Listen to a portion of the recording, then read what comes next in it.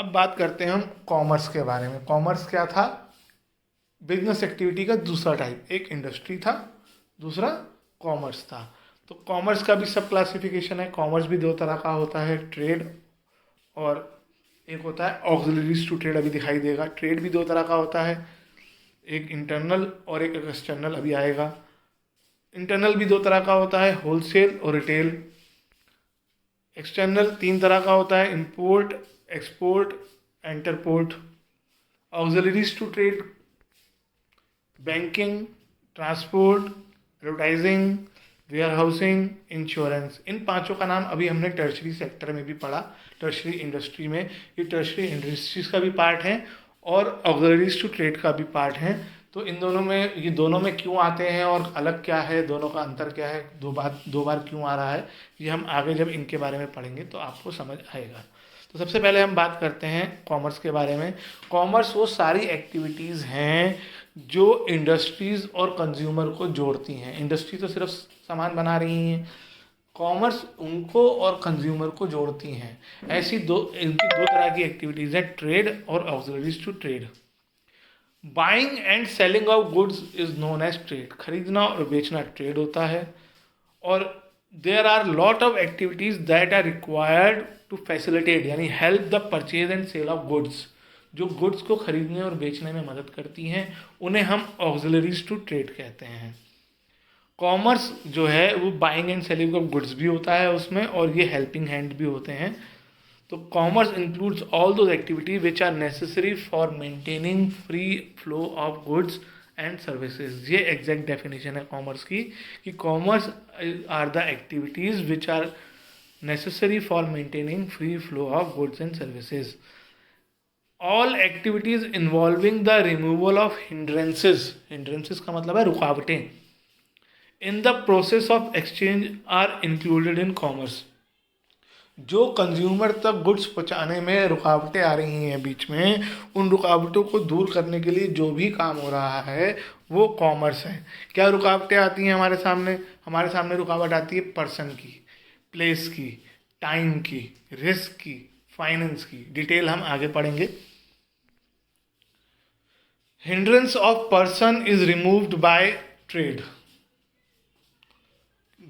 किस person consumer तक goods कैसे पहुंचे, तो वो काम ट्रेड करता है।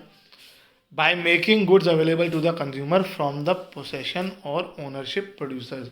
अब रिलायंस क्या कहते हैं, रिलायंस वाले कहाँ पे प्रोडक्ट बना रहे हैं, वहाँ जाके थोड़ा सामान खरीदूंगा, सामान तो मैं यहाँ लोकल से खरीदता हूँ ना। Transport removes the hindrance of place by moving goods from the place of production to the market for sale. Storage and warehousing, ये आपका नया टर्म आ रहा है, वेयर हाउसिंग। वेयर हाउसिंग को आप नॉर्मल शब्दों में गोदाम कह सकते हो, लेकिन वेयर हाउसेज उससे बहुत बड़ा टर्म है। बड़े बड़े स्टोर्स, बड़े बड़े स्टोरेज प्लेसेस होते हैं जहाँ पर गुड्स को ख़राब ना करने के लिए और स्टोर करने के लिए फैसिलिटीज़ होती हैं। तो पहले कभी सिलेबस में हुआ करता था, अब सिलेबस में नहीं है बहुत सालों से। अगर आपको ज़रूर ज़्यादा जानना है तो हम डिस्कस भी कर लेंगे, आप भी वीडियो पे सर्च कर लें।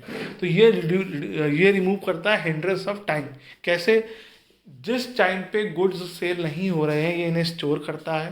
जैसे आइसक्रीम बनती है तो पूरे साल तो इक्वली सेल नहीं होती है, समर्स में ज़्यादा होती है, विंटर में कम। तो विंटर में उनको स्टोर करके रखना ताकि वो समर में सेल हो सके, ये इनका काम है। गुड्स को एक जगह से दूसरी जगह भेजना भी होता है, क्योंकि जहाँ प्रोड्यूस हो वहीं नहीं बिकते हैं, दूसरे शहरों में भी बिकते हैं, तो उसके लिए ट्रांसपोर्ट काम आता है। ट्रांसपोर्ट जो है वो रिस्क ऑफ प्लेस ख़त्म करता है, हिंड्रेंस ऑफ प्लेस, कि मुझे तो दिल्ली में सामान बेचना है, मैं हल्द्वानी में बना रहा हूँ, तो ट्रांसपोर्ट से भेजो। कैपिटल जो है पैसे, यानी पैसे की ज़रूरत जो है वो बैंक पूरी करता है। और एक पॉइंट इसमें बीच में रह गया कि रिस्क लेना। मैं कई बार रिस्क लेना नहीं चाहता हूँ कि मैं एक शहर से दूसरे शहर सामान क्यों भेजूँ, रास्ते में चोरी हो गया या जल गया, कुछ हो गया। तो रिस्क लेने की कैपेबिलिटी मेरे अंदर, रुकावट जो है वो इंश्योरेंस पूरी करता है। आप इंश्योरेंस करा के गुड्स को एक जगह से दूसरी जगह भेज दो, रास्ते में चोरी हो जाएगा तो इंश्योरेंस कंपनी आपको उसका जो भी पेमेंट है वो कर देगी। एडवर्टाइजिंग जो है वो रिमूव करता है हिंड्रेंस ऑफ नॉलेज। वो कंज्यूमर को इन्फॉर्म करता है प्रोडक्ट के बारे में कि ये प्रोडक्ट है, इस प्रोडक्ट की क्या खासियत है, क्या उसमें इम्पोर्टेंस है उसकी। तो इस तरह से ये रुकावटें अलग अलग ऑक्सिलरीज टू ट्रेड दूर करती हैं। अब बात करते हैं ट्रेड के बारे में। ट्रेड क्या है? सेलिंग, ट्रांसफर और exchange of goods is trade. It helps in making the goods produce available to the consumer और यूजर्स। जो कंज्यूमर हैं उस तक गुड्स पहुंचाने का काम ट्रेड करता है। ट्रेड जो है वो दो तरह का होता है, इंटरनल और एक्सटर्नल। इंटरनल ट्रेड का मतलब है, इंटरनल ट्रेड को डोमेस्टिक ट्रेड भी कहते हैं और होम ट्रेड भी कहते हैं। Buying and selling of goods with in the geographical boundary of the country. यानी अगर हम इंडिया के अंदर अंदर बिजनेस कर रहे हैं तो वो इंटरनल ट्रेड होता है। अगर हम अमेरिकन हैं और अमेरिका के अंदर अंदर बिजनेस कर रहे हैं तो वो इंटरनल ट्रेड है, हम बाहर सामान नहीं बेच रहे हैं। इंटरनल ट्रेड जो होता है वो दो तरह का होता है, होलसेल ट्रेड और रिटेल ट्रेड। ये टर्म हो सकता है आपने पहले भी सुने हों। होलसेल का मतलब है सेल इन होल, ज़्यादा क्वांटिटी में बेचना। तो होलसेल ट्रेड में क्या होता है कि जो होलसेलर्स होते हैं वो मैन्युफैक्चरर से गुड्स खरीदते हैं ज़्यादा क्वांटिटी में और उसे स्मॉल क्वांटिटी में रिटेलर्स को सप्लाई करते हैं। Wholesaler by large quantity from the manufacturer, stores in the large गोदाम, उनके पास बड़े बड़े गोदाम होते हैं और वो थोड़ा थोड़ा करके रिटेलर को सप्लाई करते हैं। आपके घर के आसपास बहुत सारे रिटेलर्स होंगे, स्टेशनरी शॉप वाले हैं, आइसक्रीम वाले हैं, ब्रेड वाले हैं, उनके पास रोज़ ब्रेड आती है। ब्रेड कौन सप्लाई करता है? होलसेलर सप्लाई करता है। होलसेलर उन्हें ज़्यादा, या आइसक्रीम या कोल्ड ड्रिंक होलसेलर के पास बहुत ज़्यादा क्वांटिटी में होती हैं, वो थोड़ा थोड़ा करके रिटेलर्स को रिक्वायरमेंट के हिसाब से सप्लाई करता है। ये ज़रूरी नहीं है कि रिटेलर हमेशा होलसेलर से खरीदे, कई चीज़ें डायरेक्टली मैन्युफैक्चरर से भी खरीदी जाती हैं, लेकिन मैक्सिमम प्रोडक्ट जो है वो इसी चेन से बेचे जाते हैं कि प्रोड्यूसर जो है वो होलसेलर को देता है, होलसेलर रिटेलर को देता है और कंज्यूमर रिटेलर से खरीद कर लाता है। हम जिससे खरीद के लाते हैं सामान वो रिटेलर होता है। रिटेल ट्रेड क्या है? जब गुड्स और परचेज जो हैं वो स्मॉल क्वांटिटी में परचेज करता है होलसेलर से और वेरी स्मॉल क्वांटिटी में फाइनल कंजम्पशन के लिए कंज्यूमर को बेचता है। आप होलसेलर के पास जाके कहो मुझे एक टॉफ़ी चाहिए तो वो एक टॉफ़ी नहीं देगा। वो आपसे कहेगा आप 100 टॉफ़ी का एक पैकेट ले लो मेरे से।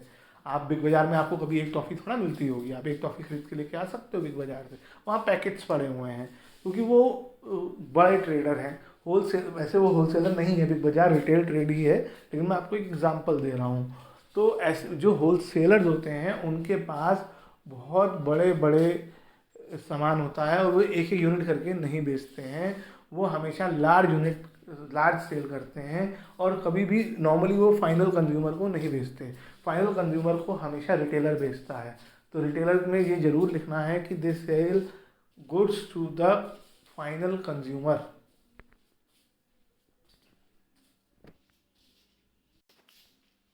इंटरनल ट्रेड तुमने पढ़ लिया। दूसरा होता है एक्सटर्नल ट्रेड, जिसे फॉरेन ट्रेड भी कहते हैं।